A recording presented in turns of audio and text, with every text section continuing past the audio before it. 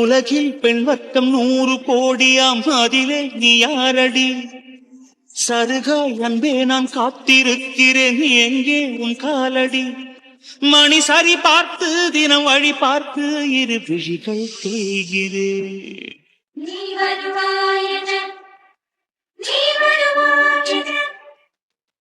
பார்த்து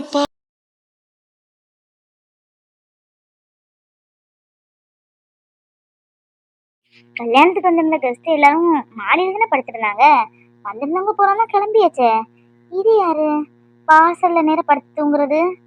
யாரு? ஐயோ, குழந்தனாரு. அவர் எதுக்கு வெளியே படுத்திருக்காரு? கொசுக்கடியில ராத்திரி முழுக்க இங்கேயே படுத்திருந்தாரு. எதுக்கு? கல்யாணம் ஆகி 2 நாள் தான் ஆகுது, அதுக்குள்ள வெளியே வந்து படுக்கணும்னு என்ன இருக்கு? எனக்கு தெரியும் அன்னைக்கே. இந்தா இவளை கல்யாணம் பண்ணா 2 நாளைக்கு இல்ல, ஆயுசு ஃபுல்லா வெளியே தான் வந்து படுத்திருக்கணும். பாவம், என் கொழுந்தனாருக்கா இப்படி ஒரு நிலைமை? என்ன கொழுந்தனாரே இப்படி வெளியே படுக்க வச்சிருக்கா உங்கள? அவதான் சொன்னானா உங்களுக்கு புத்தி வேண்டாம்? பார்த்து பார்த்து ஆசை ஆசையா இவ்வளவுதான் கட்டுவேன்னு ஒத்த காலில் இருந்து கல்யாணம் பண்ணீங்களே. அவ கொடுத்துருக்க பரிசை பார்த்தீங்களா? கல்யாணம் ஆனா 2 நாள்ல வெளியே தள்ளி தூங்க வச்சிருக்கா உங்கள. எப்படிப்பட்டவளா இருப்பா? இதே என் புருஷனா இருந்தா செவிலே 4 விட்டுருப்பான். பாவம் கார்த்தி, ஆயிலா பூச்சி. அவ சொல்றதெல்லாம் கேட்டு ஆடுறான் போல. இன்னும் என்னென்ன பாடுபடுத்துக்கான்னு தெரியலையே. ஏய், உன்னை விட மாட்டேன்டி. நீ என் குழந்தைனார எதுவும் கஷ்டப்படுத்துன்னு நினைச்ச, உன்னை சும்மா விட மாட்டேன். பாவம், கல்யாணம் பண்ணி நல்லா இருக்கும்னு சொல்லிதான் பெரியவங்க கல்யாணம் பண்ணி வச்சாங்க. இவளுக்கு என்னவா இருக்கும்? கல்யாணம் 2 நாள்ல வெளியே தள்ளி படுக்க வச்சிருக்கா. விடக்கூடாது. எதுவா இருந்தாலும் முளையிலே கிள்ளி இறஞ்சிடணும். ஆரம்பத்திலே தட்டி கேட்டுறணும். இதை கடைசியில வளர விட்டோம், வீட்டுல நான் தான் பெரியம்மா, இவான்னு நினைச்சுக்கிட்டு ஆடுன்னு ஆடுவா. பாவம் கார்த்திகே இந்த நிலைமைன்னா அத்தையெல்லாம் சும்மாவா விடுவாவா? என்னன்னு கேட்டுருவோம். கொழுந்தனாரே, கார்த்தி, கொழுந்தனாரே, விடிஞ்சிருச்சு, என்னீங்க? அதுக்குள்ளவா விடிஞ்சிச்சு? ஐயோ, கையில கூப்பிட்ட மாதிரி இருந்து கையிலே தான். இப்ப ஏன் வெளியே படுத்திருக்கேன்னு கேட்பால. ஐயோ, என்ன கொழுந்தனாரே, என்னாச்சு? வெளியே படுத்திருந்தீங்க ராத்திரி ஃபுல்லா? ரூம்குள்ளே எங்களால தூங்க முடியல, கொசுக்கடியில 2 ஃபேனை வச்சுக்கிட்டுமே. இங்க கொசுக்கடியில ஃபேன் இல்லாம எப்படி தூங்குனீங்க? எதுக்கு வெளியே வந்து தூங்குனீங்க அதை சொல்லுங்க, அத்தைட்டு சொல்லட்டுமா? இங்க பாருங்க குழந்தைனாலே, நீங்க ஆரம்பத்துல அவளுக்கு ரொம்ப இடம் கொடுத்து வச்சீங்கன்னு வைங்களேன், கடைசி வரை நீங்க வெளியே தான் படுக்கணும். அந்த அளவுக்கு ஆக்கி விட்டுருவா. அவ லேசப்பட்டாவும் இல்ல. உங்கள்கிட்ட அதான் ஆரம்பத்திலே படிச்சு படிச்சு சொன்னேன், இவளை கல்யாணம் பண்ணாதீங்க, வேற எதுவும் நல்ல பொண்ணா பார்த்து நம்ம சொந்தத்தை கட்டலான்னு சொன்னேன். கேட்டீங்களா நீங்க? என்னாச்சு? எதுவும் உங்களுக்குள்ள சண்டையா? ஐயோ இல்ல கையில, எனக்கும் மகாக்கும் எந்த பிரச்சனையும் இல்ல. நானும் அவளும் சந்தோஷமா தான் இருக்கோம். ராத்திரி ஃபுல்லா வயிறு வலின்னு கிடந்து உருண்டுட்டே இருந்தா, எனக்கு தூக்கமே வரலையா, அதான் வெளியே வந்து படுக்கலாமேன்னு. அது இல்லாம உள்ள ரொம்ப வெக்கையா இருக்கு, இங்க தண்ணி எல்லாம் இருக்குல்ல, என்ன படுத்தா கொஞ்சம் சில்லுன்னு இருக்குன்னு சும்மாதான் வந்து படுத்தேன், தூங்கிட்டேன். மகா கூட ராத்திரி வந்து கூப்பிட்டுட்டே இருந்தா, எந்திரிச்சு உள்ள வாங்க உள்ள வாங்கன்னு. நான் தான் எனக்கு தூக்கம் வரல, இங்க படுத்துக்கிறேன் அப்படின்னு படுத்தேன். புருஷன் முன்னாடிக்குள்ள 1000 இருக்கும், அதெல்லாம் அவன்கிட்ட சொல்லிட்டு இருக்க முடியுமா? கொஞ்சம் கூட இங்கீதமே கிடையாது. சே, காலையில சீக்கிரமா எழுப்பி விட்டுருன்னு பார்த்தேன், கொஞ்சம் தூங்கிட்டோமே. இங்க பாருங்க, எல்லாம் எல்லாத்தையும் சொல்லணும் எந்த அவசியமும் இல்ல. ஏய், என்னடி ஜாட மாட பேசிட்டு இருக்க? என் குழந்தைனார எதுக்கு ராத்திரி வெளியே தூங்க வச்ச? கல்யாணம் ஆகி 2 நாள் தான் ஆகுது, அதுக்குள்ள உனக்கு என்ன கேடு வந்துச்சு? அத்தைட்டு சொல்லட்டுமா இல்ல பெரியம்மாட்ட சொல்லட்டுமா? சொன்னா என்ன நடக்கும்னு தெரியும்ல. உனக்கு வயிறு வலின்னா நீ வெளியே வந்து படு, அதுக்குன்னு உன் புருஷனை வெளியே வந்து தூங்க வைப்பியா? எதுவா இருந்தாலும் 4 சுவத்துக்குள்ள இருக்கணும். வெளியே வந்தா எல்லாரும் கேட்கதான் செய்வாங்க. ஏன் அக்கா இன்னைக்கு இங்க தூங்குவாரு, நாளைக்கு ரூம்குள்ள தூங்குவாரு, அதெல்லாம் ஓண்ட சொல்லிட்டு இருக்க முடியாது. எங்களுக்குள்ள 1000 இருக்கும். சும்மா எல்லாத்தையும் மூக்க நுழைச்சிட்டு இருக்காத. மூத்த மருமகனா என்ன எல்லாம் உண்ட காயம் உரைச்சிட்டு இருக்கா இருக்கு? ஒன்னும் ஓண்டெல்லாம் சொல்ல முடியாது. உன் கதை என்னமோ அதை மட்டும் பார்த்துட்டு பேசாம போயிட்டே இரு. நாங்க எங்கனாலும் தூங்குவோம், ஓண்ட சொல்லிட்டு தான் தூங்கணும்னா என்ன? இது சரியான பதில் மாதிரியே இல்லையே. அவர் என்னடனா உனக்கு வயிறு வலின்னு சொல்றாரு, நீ என்னடனா அவர் இன்னைக்கு தூங்குவார் நாளைக்கு அங்க வந்து தூங்குவாருங்கிற. என்னமோ மூடி மறைக்கிற மாதிரியே இருக்கு. சரி சரி, ஏன்டா சொன்ன இதெல்லாம் அத்தைட்ட சொல்றியா? பாப்போம் அத்தை என்ன சொல்றாங்கன்னு. அறிவு கெட்டவளே, அறிவு இருக்காடி உனக்கு? கல்யாணம் ஆகி 2 நாள்ல பையன் வெளியே வந்து தூங்குறாங்கன்னு அவங்க பார்த்தா என்ன நினைப்பாங்க, எவ்வளவு கஷ்டப்படுவாங்க. கொஞ்சமாவது உனக்கு அறிவு இங்கதான் ஏதாவது இருக்கா? பெரிய இதுல படிச்சிருக்கியா, பெரிய இதுல வேலை பார்த்தியா, என்னத்துக்கு 5 பைசா பிரயோஜனம் இல்ல. இன்னும் இப்படி வெளியே வந்து படுத்தாரு, உடனே உன் வீட்டுல உங்க அம்மாவும் அப்பாவும் கூப்பிட்டு நான் சொல்லுவேன். அப்புறம் என்ன நடக்குன்னு அப்புறம் பாத்துக்கலாம். என்னக்கா அவ பாட்டு பேசிட்டு இருக்கா, நீங்க பாட்டு கேட்டு ரசிச்சிட்டு இருக்கீங்க? ஓ, ஒருவேளை சொல்லி வச்சுதான் பேசிட்டு இருக்கீங்களோ? ஷோ கையில தயவு செஞ்சு அம்மாட்ட இதெல்லாம் சொல்லாத. அவளுக்கு உடம்பு முடியல, அதான் நான் வெளியே வந்து படுத்தினே தவிர மத்தபடி அவளுக்கு எனக்கு எந்த பிரச்சனையும் இல்லை. நாங்க சந்தோஷமா தான் இருக்கோம். வெக்கையா இருந்தனாலதான் இன்னொரு ரீசன் அவங்க வந்து படுத்தேன். இன்னும் வெளியே வந்து படுக்கவே மாட்டேன். போதுமா? ப்ளீஸ், இந்த விஷயம் நம்ம 3 பேத்துக்குள்ள இருக்கட்டும், வேற யாருக்கும் தெரிய வேண்டாம். நானா யார்ட்டையும் சொல்ல மாட்டேன், ஆனா சொல்லணும்னு கட்டாயம் இருந்தா கண்டிப்பா சொல்லிடுவேன். எல்லாம் இவ நடந்துக்கிற முறையில தான் இருக்கு. இங்க பாருடி, என் குழந்தைனால ஏதாவது கஷ்டப்படுத்துன்னு நினைச்ச அப்புறம் நடக்கிறதே வேற. இங்க பாரு மகா, நான் சொல்றத கேளு. முன்ன மாதிரி இல்ல. இப்போ உனக்கு கல்யாணம் ஆகிட்டு, முன்னாடி கார்த்தியை போட்டு டீஸ் பண்ணுவ, வேணுக்குனே அலைய விடுவ. இதெல்லாம் அப்படி பண்ணாத. பண்ணதெல்லாம் போதும். இப்போ உனக்கு ஒரு புருஷன், அது தக்கன கொஞ்சமாவது மதிச்சு நட. எல்லாம் எனக்கு தெரியும். உன் வேலை என்னமோ அதை பார்த்துட்டு போ. நீ அட்வைஸ் பண்ற அளவுக்கு ஒன்றும் நான் சீப்பா நடந்துக்கல. என்னமோ எனக்கு வயிறு வலியா இருக்கு, அதுவும் இல்லாம உள்ள ரொம்ப ஹீட்டா இருக்குங்கிறதுக்காக அவர் வெளியே வந்து படுத்தாரு. அதான் ஒரு கதை கட்டி என்னெல்லாம் பேசுற. உன்னை விட்டா நல்ல ஒரு கதையே எழுத போல இருக்கு. உன் வேலை என்னமோ அதை போய் பாரு. ஷோ கொஞ்சம் 2 பேரும் நிப்பாட்டுறீங்களா தயவு செஞ்சு? ஒண்ணு இல்லாத பிரச்சனை எதுக்கு ஊதி பெருசாக்கீங்கன்னு தெரியல. நானாதான் இங்க வந்து படுத்திருந்தேன் வெயில் அடி வெக்கையா இருக்குங்கிறதுக்காக. இந்த பாரு கையில, இந்த பிரச்சனை இதோடி முடிச்சுக்கோ. நீ போ, போய் அண்ணனுக்கு காஃபி ஏதாவது வச்சு கொடு, நான் போய் குளிக்கிறேன். இங்க பாரு கார்த்தி, உன் முகத்துக்காக தான் நான் பேசாம போறேன். இன்னும் இப்படி நடந்து அப்புறம் இருக்கு. மகா, கிச்சன்ல வெந்தயத்தை தண்ணியில ஊற போட்டு வச்சிருந்தேன். அந்த வெந்தய ஓட்டர் எடுத்து குடிச்சியா? செல்ல நைட்டு ஃபுல்லா பார்த்தேன். வெந்தய தண்ணி தான் ரொம்ப பெஸ்டா வயிறு வலிக்கு. ஷோ, உங்க யார் வந்து வெளியே வந்து படுக்க சொன்னா? நானும் வந்து வெளியே வந்து உங்க தூங்க சொன்னேன். நீங்களா வந்து தூங்குனதுக்கு அவ என்னெல்லாம் பேசிட்டு போறா பாருங்க. ச்சே, இனி நீங்க ஒண்ணு வெளியே படுக்க வேண்டாம், உள்ளே படுத்து தோணுங்க. சரி விடு மகா, நம்ம கையில தானே. என்னவோ என் மேல கொஞ்சம் அக்கறை இருக்கு, அதான் பேசிட்டு போறா. வேற ஒண்ணும் இல்ல. உனக்கு உடம்பு எப்படி இருக்கு? பரவாயில்லையா? வயிறு வலி சரியா போச்சா? இல்லாட்டி சொல்லு, ஹாஸ்பிட்டல் போயிட்டு வந்துடலாம். இப்ப வயிறு வலி எதுவும் இல்லைங்க, பரவாயில்ல. சாப்பிட வாங்க. அண்ணனையும் கூப்பிடு, எல்லாரும் சேர்ந்து சாப்பிடலாம். ஒரு 10 நிமிஷத்துல குளிச்சுட்டு ஓடி வந்திருக்கேன். என்ன இவ்வளவு சந்தோஷமா இருக்கேன்னு பாக்கியா? என் சுஜினை பார்க்க போறேன். எவ்வளவு நாள் ஆச்சு என் சுஜினை பார்த்து. என் சுஜினை பார்க்கணும், சுஜினை பேசணும், என் மனசோட பாரத்தை எல்லாம் அவன்கிட்ட தீக்கணும்.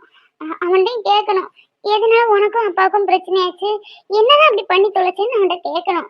கேட்டு அப்பாவுக்கும் அவனுக்கும் இருக்கிற பிரச்சனைய சுமூகமா முடிச்சு விடணும். பிரச்சனை மட்டும் சுமூகமா முடிஞ்சிட்டு டாடி எப்படியும் பழையபடி மாறிடுவாரு. அப்புறம் என்ன, சுஜின் கூட ஃபிளைட்ல பறந்துட வேண்டியதா. விட்டு விட்டு வந்துட்டேன்னு சொல்ல போறேன், கொட்டி கிட்டு போயிருந்து சொல்ல போறேன். இதுதான் எதிர்பார்ப்பு, நான் கிடந்தேன் உயிர் வேட்டு என சொல்லி ஆசையில் நல்லாடுவா, மனம் தள்ளி காதலில் தள்ளாடுவா.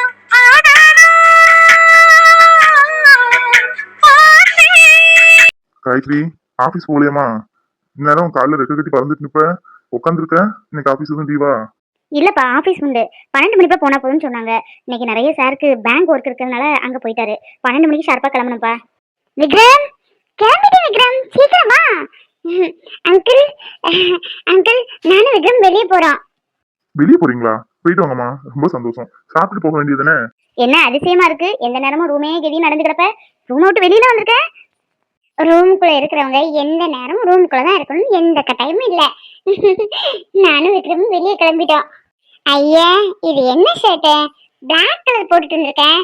நம்ம எங்க போறோம்? இப்படி ட்ரெஸ் பண்ணிட்டு வருது. நான் டிப் டாப்பா கிளம்ப வேண்டாமா? சரி இருக்கட்டும், இனி கிளம்பி வரணும், டைம் ஆயிரும். ஆல்ரெடி டைம் ஆயிட்டு, போலாமா? ஏன்டா வேற ட்ரெஸ்ஸே இல்லையா? முத பொண்டாட்டியை கூட்டிட்டு வெளியே போற. கருப்பு கலர் ட்ரெஸ் தான் கிடைச்சா, வேற ட்ரெஸ்ஸே இல்லையா? அப்பா, என் பொண்டாட்டியை கூட்டிட்டு முத வெளியே போறேன் தான். ஆனா சந்தோஷமா போகலப்பா, நீங்க நினைக்கிற மாதிரி. மனசு ஃபுல்லா கஷ்டமா இருக்கு. என்னோட கஷ்டத்தையும் துக்கத்தையும் வெளியேற்பட்ட இந்த கருப்பு கலர் ட்ரெஸ் தவிர எனக்கு ஒரு வழி இல்லை. அதான் இந்த கருப்பு ட்ரெஸ் போட்டு என் துக்கத்தை வெளியே காமிக்கிறேன்ப்பா. இல்லப்பா, இந்த ட்ரெஸ் புது ட்ரெஸ் தான், போட்டு ரொம்ப நாள் ஆச்சா, அதான் பக்கத்துல தான் போறோம், வந்துருவோம் சீக்கிரமா. பரவாயில்ல, நம்ம தம்பி பொண்டாட்டி கொஞ்சம் கொஞ்சமா மாறிட்டே வர போல இருக்கே. எப்படியோ என் தம்பி சந்தோஷமா இருந்தா சரிதான். ஆண்டி, நானும் விக்ரமும் வெளியே போயிட்டு வரோம். நாங்க வர கொஞ்ச நேரம் ஆனாலும் ஆகும். எங்களுக்கு எதுவும் சமைச்சிடாதீங்க, நாங்க வெளியே சாப்பிட்டுட்டு வந்திருக்கோம். வேணா உங்களுக்கு வேணா வாங்கி கொடுத்து விடுறேன். வெளியே போறீங்களா? என்னம்மா காலங்காத்தலே, முன்னக்கூட்டியே சொல்லியிருந்தா எதுவும் சமைச்சிருப்பேன்ல. வெளியே சாப்பாடு விக்ரமுக்கு அந்த அளவு ஒத்துக்காதுமா. இன்னைக்கு ஒரு நாள் தானே ஆண்டி, சமாளிச்சுப்பான். நாங்க போயிட்டு வரோம், எங்களை ஆசீர்வாதம் பண்ணுங்க ஆண்டி. ஐயோ இருக்கட்டும்மா, இருக்கட்டும். என்னைக்கு எங்க ஆசீர்வாதம் உங்களுக்கு எப்பவுமே இருக்கு. நல்லா இருப்பீங்க 2 பேரும். ஐசு, நீ இன்னும் எந்த வேலையும் செய்யக்கூடாது. 5 மாசம் வரை நான் தான் எல்லா வேலையும் செய்ய போறேன். 2 நாள் ஆபீஸ் லீவ் சொல்லலாம்னு இருக்கேன். உனக்கு என்னென்ன பிடிக்கும்னு சொல்லி எல்லாம் லிஸ்ட் போட்டு முதல்ல கடையில போய் வாங்கிட்டு வந்திருக்கேன். இப்போ அத்தைக்கு ஃபோன் போட்டு கொடுக்குறேன், பேசு. அத்தைக்கு பேசு. அதுக்கப்புறம் விக்ரமுக்கு அவனோட ஒய்ஃப்க்குலாம் சொல்லிக்கலாம். ஹலோ அம்மா, நல்லா இருக்கியம்மா? வீட்ல எல்லாரும் நல்லா இருக்காங்களா? பிரியா என்ன பண்ற? ஐயோ ஐசு, விஷயத்த சொல்லு ரொம்ப சந்தோஷப்படுவாங்கல்ல. என்ன ஐசு, நல்லா இருக்கேம்மா? உன் பேச்சுதான் கொஞ்சம் மாதிரி பேசிட்டு இருந்தா நானும் காய்ச்சியும், நீயே போன் போட்டுட்ட. நல்லா இருக்கியா? மாப்பிள்ள வேலைக்கு போயிருக்காராம்மா? அத்தை மாமாலாம் நல்லா இருக்காங்களா? சாப்பிட்டியா? இன்னைக்கு என்ன சாப்பாடு? இன்னைக்கா? மீன் குழம்புமா. ரொம்ப நாள் ஆச்சு மீன் வாங்கின்னு சொல்லி மீன் வாங்கிட்டு வந்தாரு. அதான் மீன் குழம்பு வச்சு சாப்பிட்டாச்சு. ஏய், விஷயத்த சொல்லுனா மீன் குழம்பு கார குழம்புன்னு நீ சொல்லிக்கிட மாட்டேன். கொண்டு நான் சொல்றேன் எங்க அத்தைட்ட. அத்தை நல்லா இருக்கீங்களா? அத்தை மாமாலாம் நல்லா இருக்காங்களா? அத்தை உங்களுக்கு ஒரு சந்தோஷமான விஷயம் கேட்டா உங்களுக்கே தலைகால் புரியாது. நீங்க பாட்டியாக போறீங்க. என்ன மாப்பிள்ள சொல்றீங்க? நான் பாட்டியாக போறேனா? அப்படியா? ஐசு, ஐஸ்ட்ட கொடுங்க மாப்பிள்ள. இதோ கொடுக்குறேன். இதை சொல்றதை விட்டுக்கிட்டு கார குழம்பு மீன் குழம்புன்னு டாக்டர் போய் பார்த்துட்டு வந்துட்டோம். கன்ஃபார்ம் பண்ணியாச்சு. உடம்பு நல்லா பாத்துக்கணுமா. 6 மாசம் வரை ரொம்ப பெட்ரெஸ்ட் தேவையா. நீங்களும் அப்பப்போ வந்துட்டு போங்க. இல்லங்க, நான் அப்புறமா பேசுறேன் அம்மாட்ட. ஐசு, இன்னையில இருந்து நீ எந்த வேலையும் செய்யக்கூடாது. ஃபுல் ரெஸ்ட் தான். ஆமா, டாக்டர் சொன்னதை கேட்டேல. வயிற்றுக்குள்ள என் பொண்ணு என்ன பண்ணிட்டு இருக்காலும் தெரியல. அப்பா, இன்னைக்கு இவ்வளவு சந்தோஷமா இருக்கேன் தெரியுமா? இந்த சந்தோஷத்துக்கு காரணம் நீதான். ஆஹா, நான் மட்டும் தானா? போங்க நீங்க தான் காரணம். டாக்டர் சொல்லுவாங்க. எனக்கு ஒன்றும் பெரிய அளவுக்குல வித்தியாசமா எந்த சிம்டம்ஸும் தெரியலைங்க. எப்போ நான் எப்படி இருக்கணும் அந்த மாதிரி தான் எனக்கு ஃபீல் ஆகுது. என்னால எப்படிங்க வேலை செய்யாம இருக்க முடியும்? சரி, பாத்திரம் விளக்கிடுவீங்க, கிச்சனை கூட க்ளீன் பண்ணிடுவீங்க, ஓகே. சமையல் எப்படி பண்ணுவீங்க? காய் கூட கட் பண்ணிடலாம் தான். சமையல் பண்ணுறதுக்கு எக்ஸ்பீரியன்ஸ் முக்கியங்க. எக்ஸ்பீரியன்ஸ் இல்லாமல் சமையல் பண்ணவே முடியாது. நீங்கள் உங்களுக்கு எதுக்கு சிரமம்? நான் பார்த்துக்கிறேன். அதெல்லாம் முடியாது ஐசு. இந்த விஷயத்துல எந்த காம்ப்ரமைஸும் கிடையாது. நான் தான் சமையல் பண்ணுவேன், எல்லா வேலையும் பார்த்துப்பேன். உன் துணியெல்லாம் எடுத்து போய் நல்லா ஊற வச்சு துவைச்சு காய போட்டு மடிச்சே கொடுத்துருக்கேன். சரியா? இன்னும் 5 மாசத்துக்கு நீ எந்த வேலையும் செய்யக்கூடாது. நான் தான் செய்வேன். அம்மாவும் செய்ய வேண்டாம், நானே பாத்துக்கிறேன். என்ன கிச்சன் ஒர்க் என்ன பெரிய விஷயமா? யூடியூப் இருக்கு, அதுல கேட்டாலும் எல்லா மெஷர்மெண்ட்டும் சொல்லிட போறாங்க. எல்லாத்துக்கு மேல ஏஐ இருக்கு, நம்ம ஜெமினி அண்ணன் இருக்கான். போறதா கேட்டு படப்படப்படன்னு சமையல் முடிச்சுவேன். நீ எல்லாம் சமையல் பண்ணதுக்கு மிஞ்சி போனா 1/2 hour ஆகுமா? நான் பாரு 1/4 மணி நேரத்துல எல்லா சமையலும் முடிச்சு காமிக்கிறேன். இவனுக்கு என்னாச்சு? நல்லா தானே இருக்கான். திடீர்னு என்ன பைத்தியம் பிடிச்சிட்டு ஊர் உலகத்துல யார் என்ன குழந்தை பெற்றுக்கலையோ இவதான் ஐசியமா குழந்தை பெற்றுக்கிற மாதிரி. குழந்தை உண்டாக்குறது ரொம்ப சந்தோஷமான விஷயம் தான். அதுக்கு வேலை செய்யக்கூடாதுன்னா? டேய் வாங்கம்மா பாருங்க. ஐசு சொன்னா கேட்கவே மாட்டுக்கா. நீங்களும் தானே கேட்டுட்டு இருந்தீங்க டாக்டர் எந்த வேலையும் செய்யக்கூடாது, ஃபுல் ரெஸ்ட் எடுக்கணும்னு சொல்லிருக்காருலமா. ரெஸ்ட் எடுன்னு சொன்னா எடுக்க மாட்டாளாம். சமையல நானே பாத்துக்கிறேன்னு சொல்றா. நீங்க என்னன்னு கேளுங்கம்மா அவளை. என்னன்னு கேட்க தாண்டா போறேன். அவளை இல்ல ஒண்ணு. உனக்கு என்ன பைத்தியமா பிடிச்சது? ஊர் உலகத்துல யாரும் என்ன குழந்தை பெற்றுக்கலையா? நீ டாக்டர் ஏதாவது சொல்லுவாங்க, அவங்களுக்கு ஒரு வேலை இல்ல.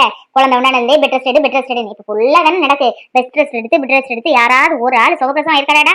கிடையாது. அந்த காலத்துல என்ன பெட் ரெஸ்ட் எடுத்த குழந்தை பெற்றாங்க? எல்லா வேலையும் முடிச்சு வீட்டை வேலை எல்லாம் முடிச்சு பிள்ளைங்களை ஸ்கூல் விட்டுட்டு வந்துட்டு குழந்தை பெற்று வந்தவங்களும் இருக்காங்க. ஏன் என்னையே எடுத்துக்கேன்? 9 மாசம் வரை எல்லா வேலையும் இழுத்து போட்டு செய்யதான் செஞ்சேன். வலி வந்துச்சு, போய் பெற்றுட்டு நான் பாட்டு வந்தேன். 21 நாள் ரெஸ்ட். அதுக்கப்புறம் வீட்டு வேலையை பார்க்க ஆரம்பிச்சிட்டேன். அதுக்குன்னு வேலை செய்யக்கூடாதுன்னு அவ வேலையை இல்லை நீ செஞ்சிருவியோ? வேலைக்கு போவியா? அதுக்கு இல்லம்மா, ஐசுக்கு இப்போ ரொம்ப ரெஸ்ட் தேவைப்படுது. டாக்டர் கூட சொன்னாங்கல்ல, ஹெல்த் ரொம்ப வீக்கா இருக்கு, கர்ப்பப்பை வீக்கா இருக்கு, அவளை ரொம்ப பாத்துக்கணும் அப்படின்னு. அதான் 3 மாசம் ரெஸ்ட் எடுத்தா கொஞ்சம் நல்லா இருக்கும்லம்மா. அவ முன்னாடி மாதிரி இல்ல, ஒரு உயிர் கிடையாது, 2 உசுரா இருக்கா. அவளை நம்ம தானமா நல்லா பாத்துக்கணும். கொஞ்சம் ரெஸ்ட் எடுத்தா நல்லா இருக்கும்ல. ஆமா, வேணா வீட்டுக்கு வேணா ஒரு வேலைக்கு ஆள் போட்டுக்கலாமா? என்னது வீட்டுக்கு ஆளா? என்னடா புதுசு புதுசா இருக்கு இந்த வீட்டுல, நடக்காத கதையெல்லாம் சொல்லிட்டு இருக்க. இவ்வளவு நாள் ஆச்சு என்ன வீட்டுக்கு வேலைக்கு ஆள் போட்டா பாத்துட்டு இருந்தோம்? எல்லா வேலையும் நான் செய்யல. இன்னைக்குதான் ஏதோ மருமக வந்திருக்கான்னு கொஞ்சம் ரெஸ்ட் எடுக்கலாம், கொஞ்ச நாள் ரெஸ்ட் எடுத்துட்டு இருக்கேன். என்ன நான் நினைச்ச வீட்டுக்கு வேலைக்கு ஆள் போட முடியாது. பொண்ணா பிறந்தவங்க அவங்க வேலையை அவங்க தான் செய்யணும். அவங்களுக்கும் சில பொறுப்புகள் இருக்கு, அதை செஞ்சுதான் ஆகணும். அதை இன்னொருத்தவங்க மேல ஏவக்கூடாது. அதெல்லாம் தப்பு தரவனா? அவ எல்லா வேலையும் பார்க்கட்டும். குனிஞ்சு நிமிந்து வேலை பார்த்தாதான் சுகப்பிரசவம் ஆகும். என்னடா புரிஞ்சுடா? ஒழுங்கா நாளைக்கு வேலைக்கு போகக்கூடிய வழியை பாரு. லீவ் எடுத்துட்டு வீட்டுல இருக்கானாமா, வீட்டு வேலை செய்யறதுக்கு. பெரிய ஆபீஸ்ல வேலையை பார்த்துட்டு 4 பேர் காலையில இருந்து என்ன நினைப்பாங்க? சிரிக்கல செய்வாங்க. இங்க பாரு சரியா, அவன் ஏதாவது சொல்லுவான்ட்டு நீ பாட்டு படுத்து தூங்கிட்டு இருக்காத. குழந்தை உண்டானா சுறுசுறுப்பா இருக்கணும், எல்லா வேலையும் இழுத்து போட்டு செய்யணும். அப்பதான் உடம்புக்கும் நல்லது, பிறக்கிற குழந்தையும் ஆரோக்கியமா சுறுசுறுப்பா இருக்கும். அவன் வேலை செய்யாதுன்னு சொன்னா நீ பாட்டு இழுத்து போட்டு தூங்கிட்டு இருக்காத.